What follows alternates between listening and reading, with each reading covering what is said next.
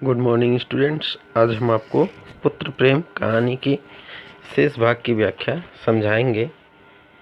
तो इसके पहले बाबू चैतन्य दास मणिकर्णिका घाट पर बैठे हुए अपने विचारों में खोए हुए थे और यह सोच रहे थे कि हाय, मैंने 3,000 रुपये का मुंह देखा और पुत्र रत्न को अपने हाथ से खो दिया।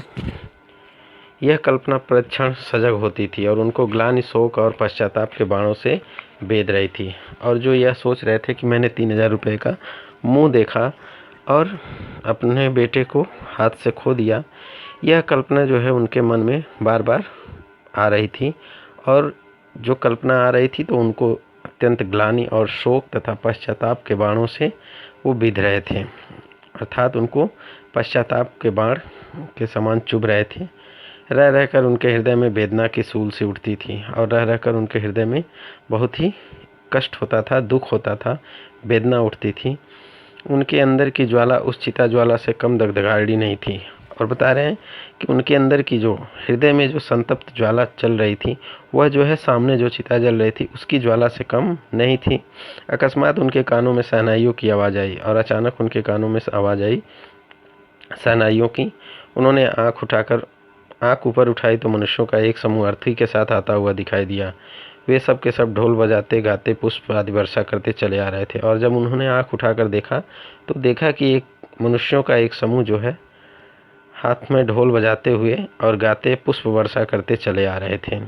घाट पर पहुंचकर उन्होंने अर्थी उतारी और चिता बनाने लगे। और घाट पर पहुंचकर उन जो भीड़ का समूह था उन्होंने क्या किया कि अर्थी उतार दी और चिता बनाने लगे। उनमें से एक युवक आकर चैतन्य दास के पास खड़ा हो गया। बाबू साहब ने पूछा, किस मोहल्ले में रहते हो? और एक युवक जो उसमें से था वह जो है बाबू चैतन्य दास के पास आकर खड़ा हो गया। और तब जो है चैतन्य दास पूछते हैं कि किस मोहल्ले में रहते हो? युवक ने जवाब दिया, हमारा घर देहात में है, कल शाम को चले थे, ये हमारे बाप हैं, हम लोग यहाँ कम आते हैं, पर दादा की अंतिम इच्छा थी कि हमें मणिकर्णिका घाट पर ले जाना। युवक बताता है कि हमारा घर जो है देहात में है, कल शाम को ही हम लोग चले थे और मेरे दादा की यह अंतिम इच्छा थी कि मेरा जो है सौदा मणिकर्णिका घाट पर ही करना। चैतन्य दास, ये सब आदमी तुम्हारे साथ हैं? चैतन्य दास फिर पूछते हैं कि ये जो आदमी चले आ रहे हैं साथ में, वो सब तुम्हारे साथ हैं? युवक बताता है, हाँ, और कुछ लोग पीछे आते हैं, कई सौ आदमी साथ आए हैं, यहाँ तक आने में सैकड़ों उठ गए, पर सोचता हूँ कि बूढ़े पिता की मुक्ति तो बन गई, धन है ही किस लिए। और बताता है कि सैकड़ों आदमी आए हैं और पीछे भी आ रहे हैं, और यह सोचें कि यहाँ आने पर भले ही सैकड़ों रुपए उठ गए, लेकिन पिता की मुक्ति तो बन जाएगी, धन है ही किस लिए। चैतन्य दास, उन्हें क्या बीमारी थी? चैतन्य दास फिर पूछते हैं कि उन्हें क्या बीमारी थी? युवक बताता है कि युवक ने बड़ी सरलता से कहा, मानो वह अपने किसी निजी संबंधी से बात कर रहा हो। बीमारी का किसी को कुछ पता नहीं, हरदम ज्वर चढ़ा रहता था, सूख कर कांटा हो गए थे, 3 वर्ष खाट पर पड़े रहे, जिसने जहाँ बताया गए, चित्रकूट, हरिद्वार, प्रयाग, सभी स्थानों में लेकर घूमे, वैद्यों ने जो कुछ कहा उसमें कोई कसर नहीं की। अब युवक जो है बहुत निश्चिंत भाव से बताता है कि निजी संबंधी बात कर रहे हैं ऐसा लग रहा था। और वो बताता है कि बीमारी का कुछ पता नहीं है, हमेशा ज्वर चढ़ा रहता था और 3 साल हो गए उनको खाट पर पड़े हुए। जिसने जो जहाँ बताया कि यहाँ दवा सही होगा वहाँ होगा, जिन जिन वैद्यों ने जहाँ जहाँ बताया सब कुछ किया, चित्रकूट, हरिद्वार, प्रयाग, सब जगह घूमा, लेकिन कोई फ़ायदा नहीं हुआ। इतने में युवक का एक और साथी आ गया और बोला, साहब, मुँह देखी बात नहीं, नारायण लड़का दे तो ऐसा दे। इसने रुपये को ठिकरे समझा, घर की सारी पूंजी पिता की दवा दारू में स्वाहा कर दी, थोड़ी सी ज़मीन तक बेच दी, पर काल बलि के सामने आदमी का क्या बस। अब बताता है वो युवक एक जो है उसके साथ जो आया हुआ था वो अभी वहीं आ जाता है और बताता है कि साहब, मुँह देखी बात नहीं, अर्थात सामने मुंह पर देखकर किसी की बात नहीं करनी चाहिए, लेकिन वो कह रहा है कि नारायण लड़का दे तो ऐसा दे। इसने रुपये को ठिकरे समझा, मैंने रुपये को इसने ठिकरे मतलब महत्वहीन समझा, कोई महत्व नहीं दिया। घर की सारी पूंजी जो है अपने पिता की दवा दारू में लगा दी, यहाँ तक कि ज़मीन भी थोड़ी सी बेच दी, पर कालबली के आगे किसी का कुछ चलता नहीं है।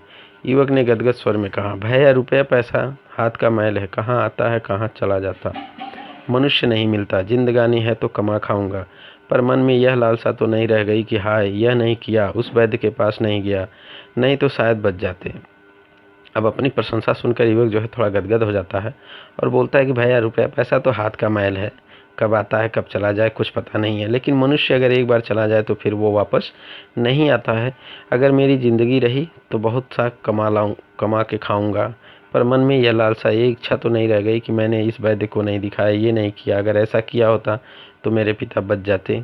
हम तो कहते हैं कोई हमारा सारा घर द्वार लिखा ले, केवल दादा को एक बार बुला दे। और यह भी लड़का कहता है कि हम ये चाहते हैं कि मेरा जो है सारी पूंजी कोई लिखा ले, लेकिन एक बार दादा को बुला दे, उसके पिता को कोई बुलवा दे। इस माया मोह का नाम जिंदगानी है, नहीं तो इसमें क्या रखा है। बताता है कि यही माया मोह जो है यही ज़िंदगी है, यही उतार चढ़ाव ही ज़िंदगी है, नहीं तो इसमें रखा ही क्या है। धन से प्यारी जान, जान से प्यारा ईमान, और धन से प्यारी जान होती है, जान से प्यारा ईमान होता है।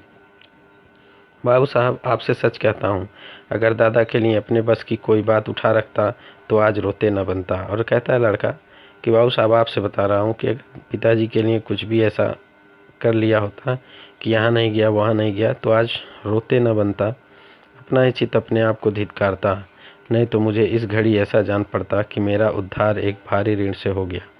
अब कहता है कि अगर नहीं कर पाता तो मेरा हृदय ही मुझे बार बार धिक्कारता कि तुमने ये नहीं किया, ये किए होते तो तुम्हारे पिता बच जाते। लेकिन वो बता रहा है कि इस समय मुझे ऐसा लग रहा है कि मैं किसी एक बहुत बड़े ऋण से मुक्त हो गया हूँ।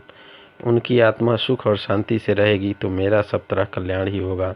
वह बताता है कि अगर मेरे पिताजी की आत्मा सुख और शांति से रहेगी तो मेरा भी कल्याण होगा।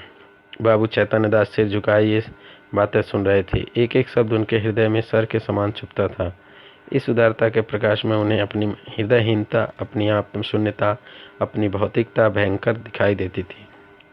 और बाबू चैतन्य दास सिर झुकाए ये सारी बातें सुन रहे थे और एक एक शब्द उनके हृदय में जैसे लग रहा था कि सर मतलब बाण होता है, बाण के समान चुभ रहे थे।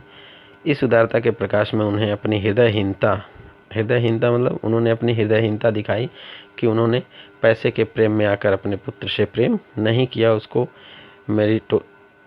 सैनिटोरियम नहीं ले गए। अपनी आत्मशून्यता, अपनी भौतिकता अत्यंत भयंकर दिखाई देती थी। उनके चित्त पर इस घटना का कितना प्रभाव पड़ा। अब बता रहे हैं लेखक कि उनके इस घटना से उनके हृदय पर इतना प्रभाव पड़ा, यह इसी बात से अनुमान लगाया जा सकता है कि प्रभुदास के अंत्येष्टि संस्कार में उन्होंने हजारों रुपए खर्च कर डाले। और उन्होंने क्या किया, उस घटना का इतना प्रभाव पड़ा कि प्रभुदास की अंत्येष्टि में उन्होंने बहुत सारे रुपए खर्च किए। उनके संतप्त हृदय की शांति के लिए अब एकमात्र यही उपाय रह गया था, और उनका जो कष्टमय हृदय था उसकी शांति के लिए बस एकमात्र यही उपाय था कि वो इसके ज़्यादा कुछ नहीं कर सकते थे। अतः उन्होंने प्रभुदास की अंत्येष्टि में बहुत सारा पैसा खर्च किया। धन्यवाद। ये पाठ समाप्त हुआ।